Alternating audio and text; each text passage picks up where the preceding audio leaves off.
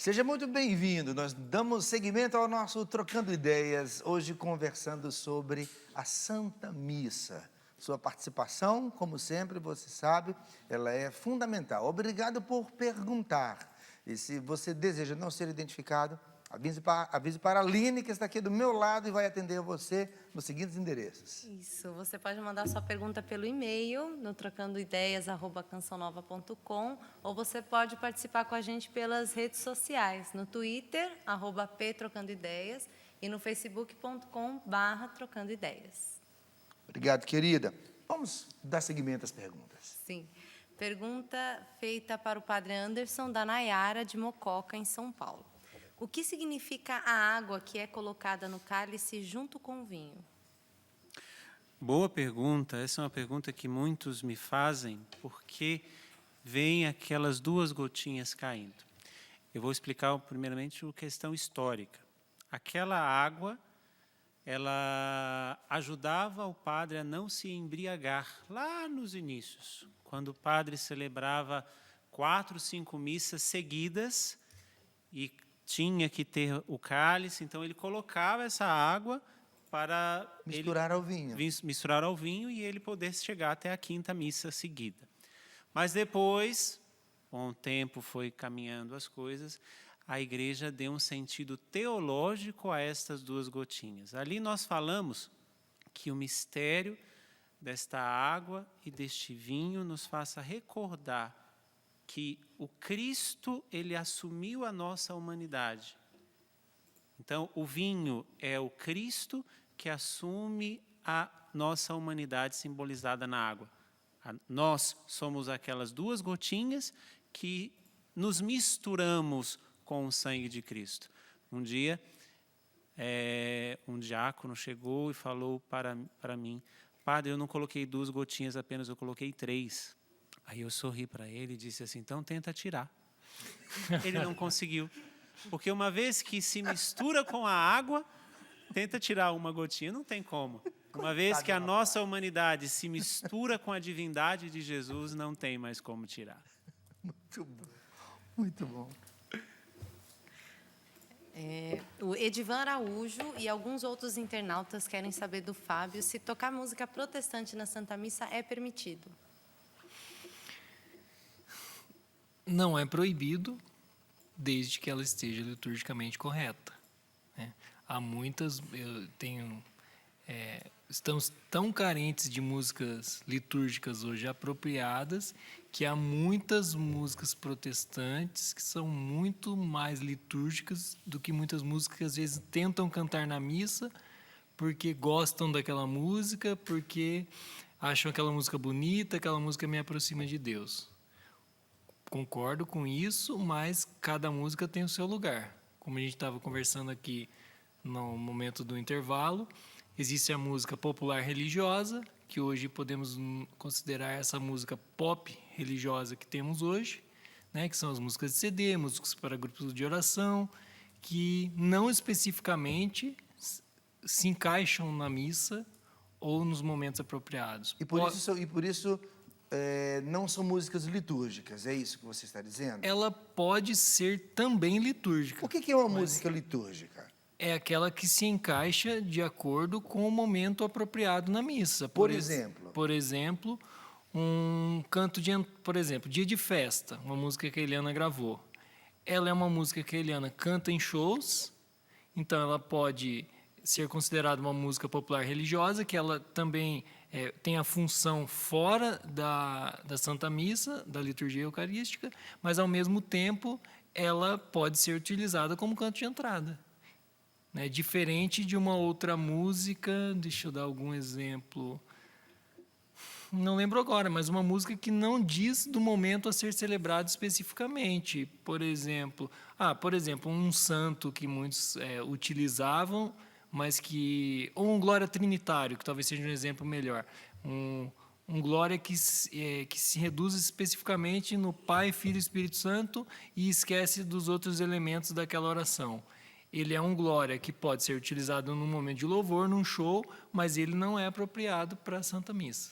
Ok, então eu aproveito para você explicar melhor sobre a questão do Glória. Quais são as exigências não é, da música litúrgica no momento do glória? Quais são os elementos que ela deve trazer, Fábio?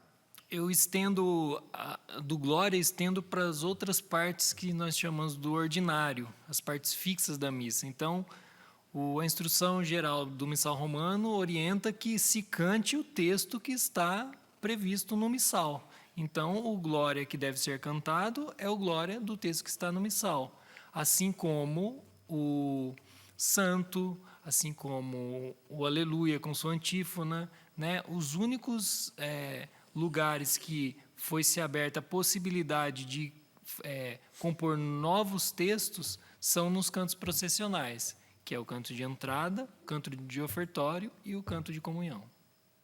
Escutando vocês dois, imagino que vocês devam concordar ou não.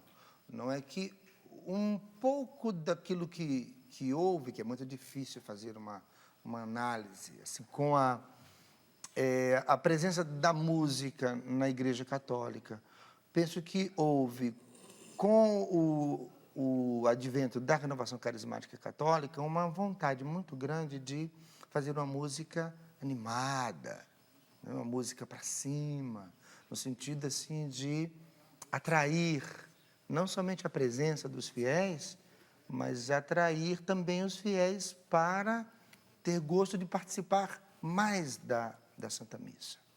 Não é? Eu mesmo olhando o caminho que a gente foi fazendo, excessos nessa iniciativa começaram a acontecer. Não é? E hoje a gente pode, graças a Deus também, através de uma iniciativa dessa aqui, que é esse programa, parar um pouco, ou parar bastante em alguns lugares, esta realidade, para fazer retornar, não é, a missa com os seus cantos apropriados. Seria mais ou menos isso, assim, uma coisa muito, muito simples. Eu acho que nós poderíamos responder de uma maneira bem simples. Eu não canto na liturgia. Eu canto a liturgia. Então, eu não estou colocando uma música na liturgia. Não, eu estou colocando uma melodia naquilo que já tem, que é a liturgia. É claro que existem momentos na Eucaristia, na celebração da Eucaristia, que nos levam a uma festa, que nos levam a uma exultação. Outros momentos nos levam a uma interiorização, por exemplo, o ato penitencial. Não tem como você cantar um ato penitencial batendo palma. Não tem como você cantar um canto processional de comunhão, louvando a Deus, batendo os braços assim, levantando os braços. Por quê? Porque não significa que são momentos tristes, mas são momentos em que a própria liturgia nos leva a entrar em nós para que nós possamos preparar o nosso interior para aquele que vai entrar em nós, que é o próprio Cristo. Então, a resposta é muito simples. Eu não canto na liturgia. O Fábio bem trouxe agora a questão do glória. A letra do glória já existe, basta eu colocar melodia nele. E não necessariamente eu preciso colocar uma melodia extremamente alegre, porque às vezes a pessoa fala, não, parece que falta bater palma. Não, mas existem aqueles glórias também que são de exultação, mas que não te levam a bater palma, não te levam a bater palmas. Então, se eu canto a liturgia, a coisa fica muito mais bela. E não apenas um canto na liturgia. Pois não, Fábio. Só complementando, retomando a pergunta que ela fez sobre a música protestante especificamente. Não por isso, dizendo que pode ou não pode, não por isso eu estou incentivando. Eu acho que cada coisa no seu lugar. Os nossos irmãos evangélicos têm belas canções, eles cantam muito bem a palavra de Deus em vários momentos, mas pode ser que, porque por ser tantas variáveis de denominações, eles não acreditam da mesma forma que nós acreditamos. Então, aquilo que João Paulo II diz do sensus ecclesiae, eles não têm como nós temos. Então, eu convido a você, que é compositor, que é músico, a se empenhar, a conhecer a teologia litúrgica, estudar a palavra de Deus, para que você entenda o santo sacrifício e, a partir disso, você compor músicas que estejam dentro desse contexto. Como o padre disse, você vai passar a cantar a liturgia. Alguém no Twitter do padre perguntava sobre as informações que você deu sobre um livro. O livro. Quer mencionar quem foi, padre? Consegue aí, só para a gente saudar? Sim, a Maiara, lá dos Jovens Sarados de São Paulo, pergunta qual foi o livro que você mencionou no bloco anterior. Então, é realmente uma coleção da editora Paulus. A coleção se chama Liturgia e Música, e um dos livros dessa coleção é do padre José Gelenot, que se chama Os Cantos da Missa no seu enraizamento ritual. Beleza. Fábio, por gentileza, depois publique aí nas suas mídias sociais. O Fábio, estou pedindo para ele publicar para nós no Twitter dele, no @FábioRoniel. Obrigado mais uma vez. A próxima pergunta é para o padre Anderson, da Margarida de Vargem Grande Paulista. Ela gostaria de saber se é mais correto receber a Eucaristia na mão ou na boca. E a Cirlei Silva pergunta se pode recebê-la de joelhos. A igreja, ela foi percebendo que, ao longo da história, existiam algumas situações que estava cada vez mais prejudicando essa participação na Eucaristia. Por exemplo, as pessoas que não podiam se ajoelhar, em alguns lugares a pessoa que não podia se ajoelhar ficava inibida porque todos se ajoelhavam e ela não se ajoelhava. Então a igreja foi percebendo ao longo da história, isso eu falo ao longo da história, não estou dizendo de um ano para cá. Então, não existe proibição de receber na mão e não existe proibição de recebê-la na boca. Não existe proibição de recebê-la em pé ou recebê-la de joelhos. Aqui existem algumas recomendações. Se você vai receber na mão, não venha assim. Existe ali, nós fazemos um trono, a nossa mão direita, abaixo da mão esquerda, sob a mão esquerda, nós recebemos assim e pegamos a hóstia e colocamos. Não é aquela coisa aqui para você esticar, porque às vezes o braço do padre também é muito curto. Tem isso também. Às vezes a pessoa vem assim, eu fico sem saber, eu ponho na boca, porque eu tenho que fazer assim, né? Então, estique o seu braço. Fazer esse gesto aqui. Fazer esse gesto, né?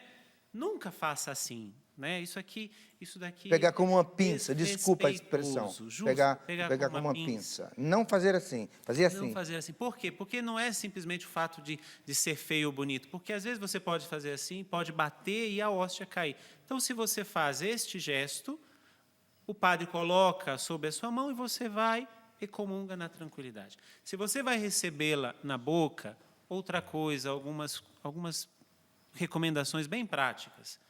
Não venha com a boca fechada. Venha com a boca aberta. Se quer receber na boca, venha com a boca aberta. Né? É justamente. Abra a boca. Abra a boca, porque às vezes a pessoa vem com as mãos cruzadas para trás, mas ela vem assim. Não faça biquinho. O padre não quer o biquinho. O padre quer que você põe a boca, ele não, mas é verdade. Não, mas é porque a gente não imagina o que o padre passa numa hora dessa para poder entender o que a criatura quer da vida. Não dá para saber, né? Não dá para saber. Criatura quer Então, abra a boca. Se você quer receber, livremente abra a sua boca, o padre vai colocar ali. Uma outra situação, se você vai receber de joelhos, saiba se você está apto para se ajoelhar e se levantar, porque as pessoas que vão atrás, elas vão continuar, porque existem pessoas que, às vezes, não podem se ajoelhar por causa da idade ou por causa de qualquer outro momento, qualquer outra situação, e não conseguem se levantar depois, e o padre tem que se levantar. Então, veja qual é a maneira mais apropriada, dependendo do ambiente e da situação para receber. O importante é que você esteja com o coração aberto e facilite a entrega da Eucaristia. Eu não vou esquecer isso jamais.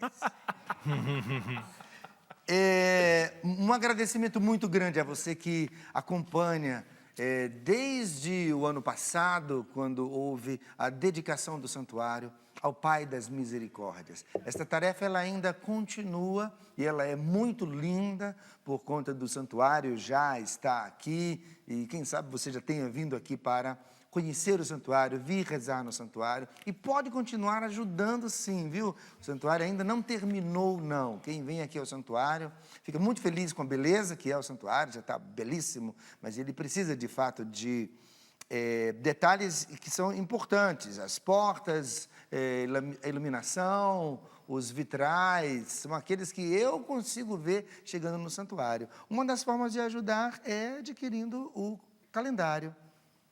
Santuário do Pai das Misericórdias, calendário 2015. Ainda dá tempo de você adquirir, tá bom?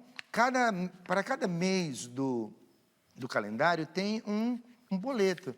Ele está aqui bem no meio. Vou pegar aqui do mês que nós estamos. Deixa eu ver se eu consigo fazer isso rapidinho. Pronto, aqui, consegui, quase, ainda não. Vai lá, 1-0 para o calendário. Está aqui olha, aqui no meio você tem o boleto que você pode destacar para fazer a sua doação, para fazer a sua doação especial, o seu algo a mais para o Santuário do Pai das Misericórdias. Você, no finalzinho, recebendo, você que envia a sua doação através deste boleto, vai ganhar um presente que você vai ganhar um presente especial que é uma réplica do mosaico do Filho Pródigo, esse que está no Santuário do Pai das Misericórdias. Informações sobre o calendário e outras informações, como você participa desta obra de evangelização, você liga para a gente no 0 Operadora 12 3186 2600. Está na hora do nosso intervalo. Foi mais curto esse tempo por conta de nossa programação modificada, mas a gente já volta com a sua pergunta. Até já.